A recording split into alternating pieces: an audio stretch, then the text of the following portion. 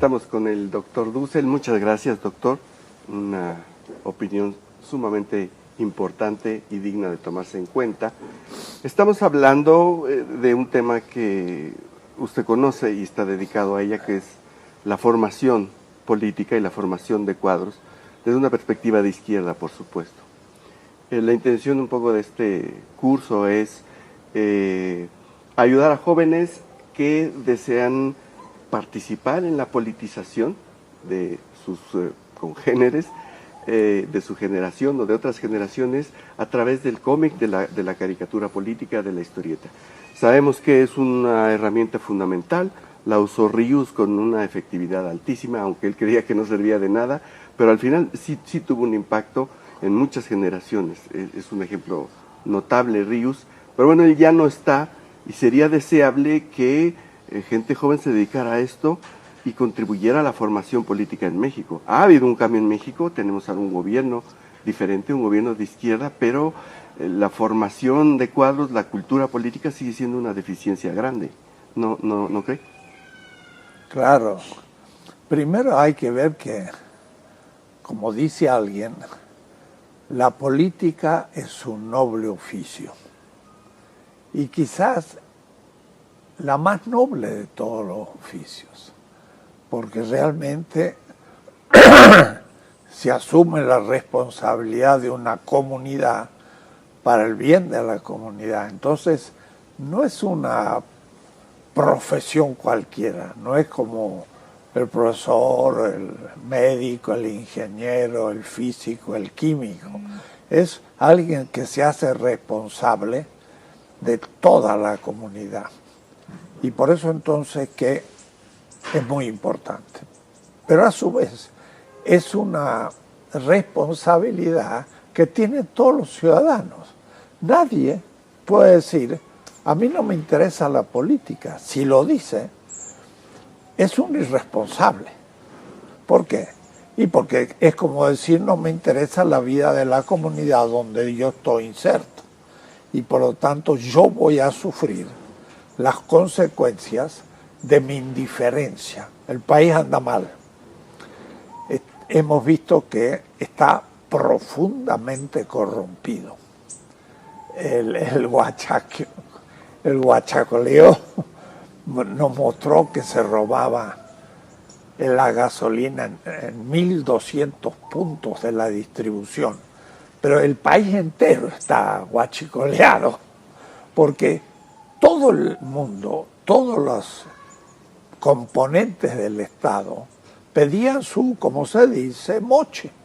Y entonces realmente era ya un organismo que no funcionaba porque estaba completamente destruido, porque no respondía al comando. Uno apretaba un botón y no salía el efecto esperado. Entonces el país tiene una crisis ética. Y ética porque el representante debería representar al que lo votó estando a su servicio, pero en vez de estar a su servicio, toma lo común para servirse de ello. Y entonces lo corrompe porque lo privatiza y el país no funciona. México realmente está en una situación muy difícil, muy difícil. Y necesitamos entonces una formación política de todos los ciudadanos. Eso supondría que la tan hablada reforma educativa, por ejemplo, que en el fondo es una reforma formal, cómo se nombran a los maestros o cómo no se nombran, pero no se ha hablado una vez a fondo cambiar el contenido de la enseñanza. Se habla de los libros gratuitos, pero no se ha pensado cambiar el contenido de los libros. Bueno, desde el primer grado de la escuela primaria, el niño debería comenzar a tener una cierta formación política. ¿Cómo se logra? Muy fácil. Uno dice, vamos a hacer 2 grupos y vamos a discutir un tema. Los chicos de 6, 7 años pueden perfectamente discutir. y empezar a mostrarles cómo pueden ellos dar juicios y llegar a consensos e ir creciendo una educación política año por año.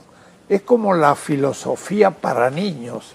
Habría que empezar cursos de política para niños, primaria, secundaria, preparatoria y en la universidad, porque también habría que decir la responsabilidad social del ingeniero, del médico, del abogado, y sería entonces una responsabilidad política de todos.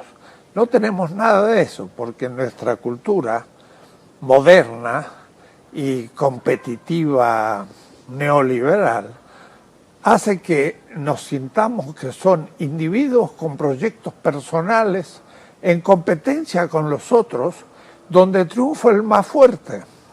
Y en cambio habría que pensar en una formación donde la comunidad es primero, donde se colabora, se discute, se llega a acuerdos y después se decide a cómo hacer un servicio comunitario entre los miembros.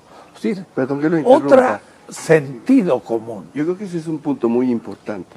Si la cultura política del neoliberalismo que se nos impuso por años es la cultura del individualismo, de la falta de la solidaridad, del aislamiento y del individualismo. Entonces, este es un punto importante que hay que resaltar. Si queremos hacer un cambio en la cultura política, tenemos que eliminarnos de la cabeza la idea del individualismo y regresar a la idea colectiva y de la solidaridad y del trabajo conjunto. Entonces, por ejemplo, si estamos hablando de jóvenes interesados en hacer caricatura política o cómic, para empezar, funciona bien trabajar en equipo con otros interesados en lo mismo, en la divulgación política, en la formación política, en el dibujo político, ¿no es cierto? Ese sería un primer paso que estamos llegando. Sí, no, y la cuestión es no solo la caricatura, sino todas las labores que hacemos, las profesiones que cumplimos, tienen todos una función política y habría que darle un sentido de servicio a partir de la comunidad. Se nos ha dicho de que hay individuos que nacen y que entran en competencia y que podrían hasta matar al otro, y para no hacerlo entonces hacen un contrato y así surge la sociedad. Eso es falso. Nacemos siempre en comunidad. Y Guillén, un gran poeta cubano, dice: yo soy porque tú eres. O es decir, el hijo puede decir a la madre y al padre: yo soy porque tú eres.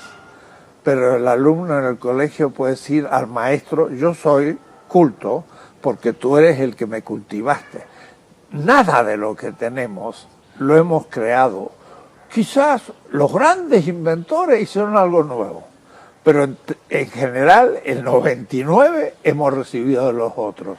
En la comunidad, claro, lo primero en la formación política es crear un espíritu comunitario.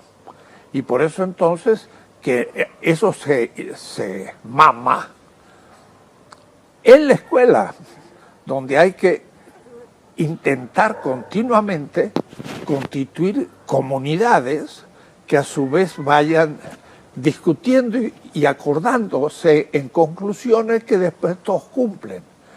Claro, eso también se puede hacer como teoría, y por eso que necesitamos teoría política, y teoría política enseñada seriamente. No hay ningún curso de filosofía o de teoría política. Entre los griegos, Platón decía: la política debe ejercerla cada ciudadano y por lo tanto es una virtud universal, no puede dejarse tener. En cambio, para nosotros la gente dice: no, a mí no me interesa la política, es de los corruptos. ¡Ja! Si dejamos a los corruptos hacer política, pues todo sale mal. No, es de la gente decente hacer política, es de la gente justa, es de la gente que piensa en los demás. Esos tienen que hacer política. Tenemos que concebir la política de otra manera. Pero por desgracia hemos tenido no diseños, sino centenas de años de mala política. ¿Por qué? Porque nacimos allá hace 5 siglos, el mundo mestizo, no el indígena, colonia, y colonia de España. Entonces, políticamente nunca nombramos un rey, sino que teníamos un vicerrey. Nunca nombramos una autoridad, sino que venía uno de la audiencia de España. Entonces, éramos gobernados por otros y lo aceptábamos pasivamente.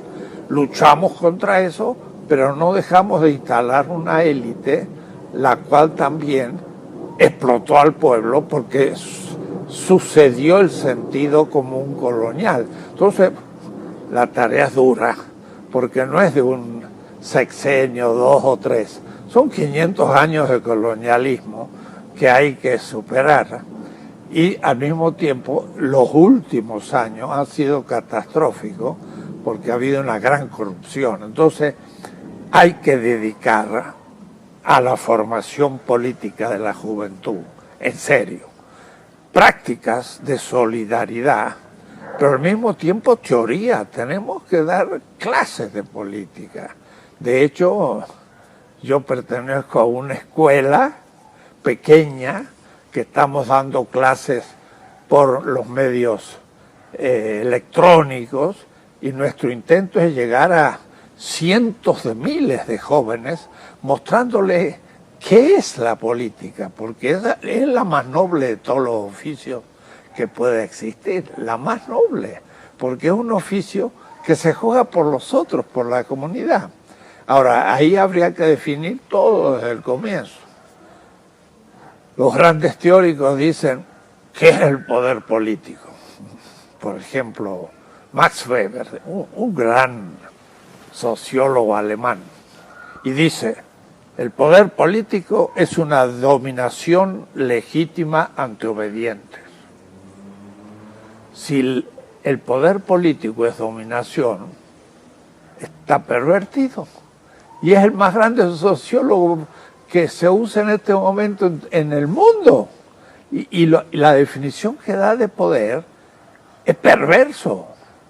No, el poder no es dominación, el poder es servicio, es solidaridad con el otro, y no ante obedientes. Al contrario, el pueblo es el que tiene al político representante que decirle sus necesidades.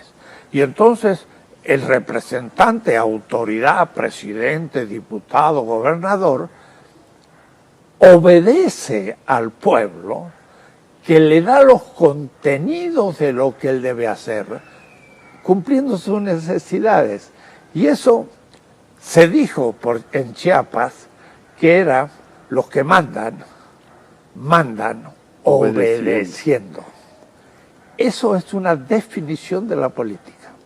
Pero eso lo repitió Evo Morales en Bolivia. Dijo, yo ejerzo un poder obedencial. Y el presidente mexicano también lo ha dicho hace 3 meses. Yo ejerzo un poder obediencial. Eso ya supone otra manera de ejercer el poder. No mandando, sino al contrario, escucho lo que me dicen y después lo cumplo como servidor de las necesidades del pueblo. Ahora, eso significa una nueva ética que no es neoliberal ni es de la modernidad capitalista. Es otra que hay que comenzar a efectuar en las costumbres. Y eso lo que lo podría hacer es una nueva generación. Porque no es el PRI el que tiene las malas costumbres. No. Esas malas costumbres, el ejercicio de la política, se ha hecho carne en la cultura de nuestro pueblo, aún de los oprimidos. Porque ellos también, de una manera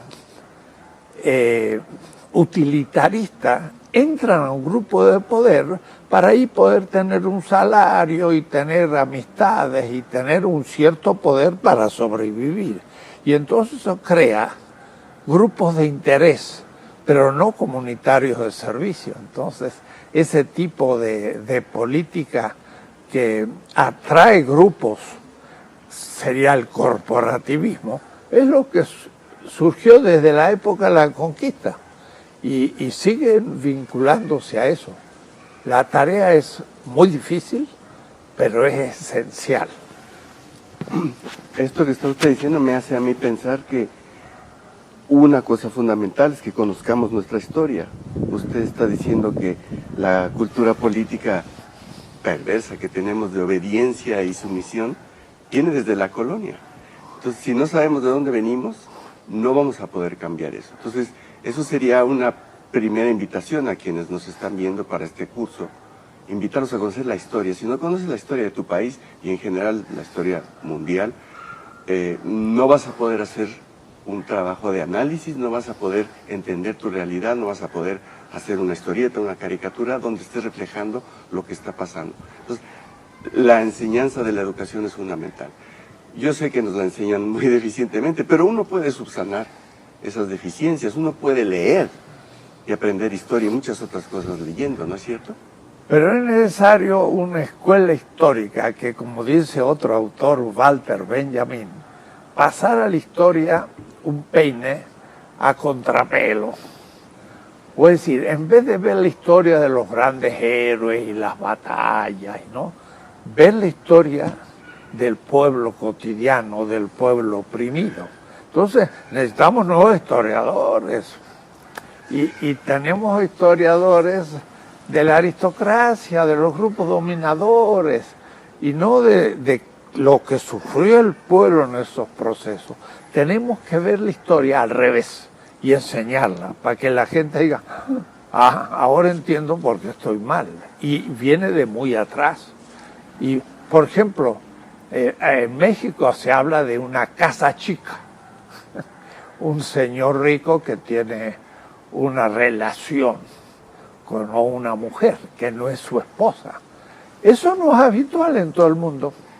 Eso se debe a un mundo en que el español tenía una relación con la mujer española que era de su nivel y exigía pues igualdad. Pero después el señor tenía unas relaciones con las indígenas y entonces había una relación de desprecio por el indígena y también por el esclavo. Entonces, los grupos sociales que se organizan en base a la raza siguen funcionando. Entonces, es difícil. Eso en una larga historia, que es, como dijo, me parece muy bien, una cultura política de discriminación, de dominación y de egoísmo, donde el más fuerte triunfa. Y entonces por eso aún en el grupo de Morena, que ahora ha arrasado las elecciones, uno ya ve un senador por ahí que empieza a tener su grupito y está en contra de otro y tiene proyectos personales. No ha hecho casi nada como senador, no ha propuesto ninguna ley importante. Lo que está haciendo es moviendo las influencias para él poder ir teniendo más poder internamente y jugándose en un proyecto personal. Está repitiendo la historia de siempre. Es muy difícil educar la nueva cultura política. Un senador tiene que estar pensando qué leyes tiene que hacer en favor de un pueblo, no tiene tiempo de estarse promoviendo para ver si es un líder que el día de mañana puede llegar a ser presidente. Eso no tiene ningún sentido. Además, ese no habría que jamás elegirlo presidente por el egoísmo y porque justamente no ejerce el poder obediencial del pueblo, sino que piensa mandar. Y eso ya lo vemos que se comunica. Y entonces decimos, ¿qué pasa? ¿Estamos repitiendo lo mismo? Sí, hay que formar a la gente con otras ideas. Y por eso es muy necesario, muy fuerte, darle a la formación política en este momento. Y hay recursos. Y mire qué notable, el hecho que a los partidos políticos se le den recursos por parte del Estado, que mucha gente protesta porque dicen, eso es dinero perdido, ¿por qué tanto dinero a los políticos? Si no se los da el Estado, se lo van a dar los millonarios. Y los millonarios van a formar los partidos en su beneficio contra el pueblo. Van a tener. No, es una gran medida democrática que el Estado dé dinero, pero cuidado, que lo usen en la formación. Porque ¿en qué otra cosa necesita un partido? Un partido no es una maquinaria electoral para ganar elecciones. Es una escuela de política. Y la escuela de política es primeramente escuela de ética al servicio de un pueblo. Y eso se puede enseñar. Y sobre todo con ejemplo. El presidente que tenemos, hay pocos en la tierra de gente que sea humilde, que sea sencillo, que se baje el salario, que siga viviendo en la casa que vivía. No es muy frecuente, ¿no? No. Entonces tenemos un ejemplo, pero no se lo sigue. Los jueces siguen cobrando lo que cobraban y como tienen la ley en su mano y están corrompidos, entonces no se bajan el salario. Y el presidente sí.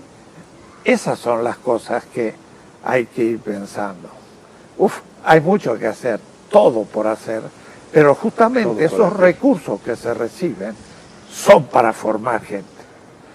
Yo estoy pensando que un partido político es una comunidad ética. A ver, doctor, ¿qué ejes rectores tendría que tener la formación política? Sí, esto pues la verdad lo vengo estudiando desde siempre. Yo tenía 18 años y tenía una gran vocación política, joven, pero con la militancia de la política estudiantil. Yo fui presidente de mi centro de filosofía, secretario general de la federación de mi universidad. Yo hacía política, pero política universitaria, si quiere. Y me interesó estudiar filosofía para entender qué es la política. Y mi tesis de licenciatura fue sobre el bien común, y de maestría y doctorado fue sobre el bien común, no el bien privado, sino común.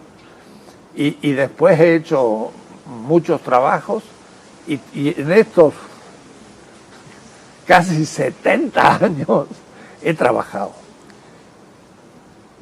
Y creo que desde América Latina y con una larga paciencia hemos logrado desarrollar una teoría política latinoamericana.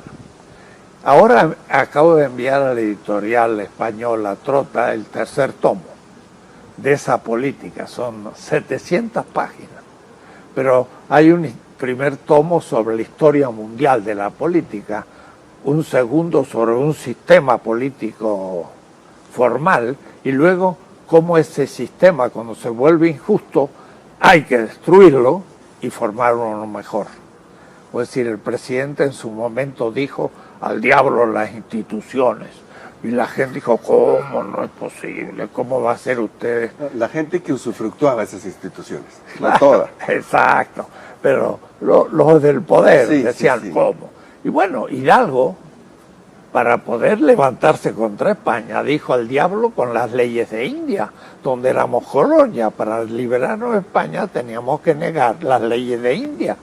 Y por lo tanto fue ilegal, y dijo al diablo las instituciones españolas, ahí, pero después hay que construir el nuevo orden. Y ahí no se puede decir al diablo con las instituciones, sino al contrario. Ahora vamos a hacer unas instituciones que sirvan a la gente, y ahora tenemos que obedecer porque el Estado está en nuestras manos y somos responsables. La política tiene momentos y en cada momento cambia su racionalidad. Hay que saber dónde estamos. Hoy estamos en un momento de creación de nuevas instituciones. Somos responsables de hacer una gran creatividad política para superar etapas realmente penosas de nuestra historia, de corrupción y destrucción, de pobreza, de sufrimiento del pueblo. Hay que hacerse responsable de lo nuevo. Creo que tenemos una teoría, hay que discutir, pero las pautas son muchas. Y entonces habría que ver cuáles son los principios normativos o éticos de la política, en qué consisten las instituciones, cuál es la praxis política, cómo se crean los sistemas, cómo se los critica, cómo se los renueva. Y todo eso constituye un aparato teórico muy complejo que hay que exponerlo a los jóvenes, lo pueden captar y pueden ellos mismos entrar a la creación. En este momento América Latina está siendo mirado por Europa y la gente más crítica de Estados Unidos, porque ellos están repitiendo cosas del pasado, pero se dan cuenta que en América Latina están surgiendo cosas nuevas. Es notable, pero nos comienzan a tomar con mucha atención. Entonces, estoy dando un curso que va a durar 1 año y medio, van a ser 45 conferencias dadas para que un joven entienda, porque doy ejemplos simples y hablo una terminología cotidiana, pero intento darle una formación completa de lo que es la política y para discutirla. ¿Y en dónde da este curso? Tenemos una pequeña escuela justamente en el Instituto de Morena y lo hacemos los viernes a la tarde de 6 a 8 y lo transmitimos por internet y están todos ordenados y son decenas de... Y si alguien lo quisiera buscar en internet, ¿cómo podría buscarlo? ¿Lo sabe? La dirección... Sí, claro, ponga mi nombre y ahí hay decenas y decenas, con mucho éxito. Los jóvenes se entusiasman, les gusta muchísimo, ¿no? Y ahora voy a hacer el más largo de mi vida, voy en 4 clases y van a ser 44. Va a ser de ahora hasta diciembre del 2000. Excelente. Todos los viernes, de 6 a 8. El 2020. Con un pizarrón y voy explicando paso por paso los sistemas políticos, cómo se fetichizan, cómo hay que criticarlos y cómo se construyen los nuevos sistemas aplicados a los nuestros. Doy ejemplos nuestros del día. Claro. Ya. Pues ahí está, quien quiera aprender cultura política, filosofía política, de la buena, no de la corrupta. Aquí están las clases del maestro Dussel, son accesibles para todos en internet. Quien quiera hacer historieta política, caricatura política, analizar críticamente la realidad, desde cualquier oficio además, ahí está una gran lección que generosamente el maestro Dussel le da a todo mundo y de manera gratuita, porque el internet es gratuito para todos, ¿no es cierto? Sí. Doctor, muchísimas gracias. Muy bien. Gracias a ustedes.